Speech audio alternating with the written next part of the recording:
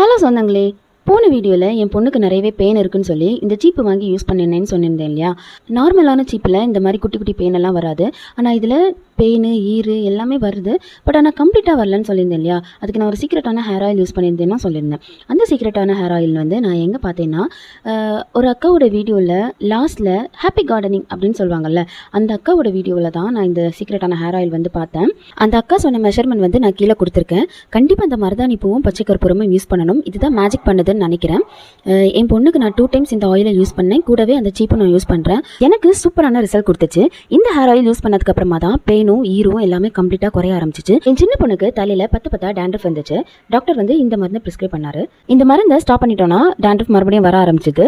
அந்த அக்கா இந்த ஹேர் ஆயில் வந்து டேண்ட்ரஃபுக்கும் நல்லதுன்னு சொல்லியிருந்தாங்க. நான் யூஸ் பண்ண 1 timeலேயே எனக்கு நல்ல ரிசல்ட் கிடச்சிச்சு. 3வது வாட்டி இந்த ஆயிலை யூஸ் பண்ணும்போது டேண்ட்ரஃப் எந்த தடமே தெரியல.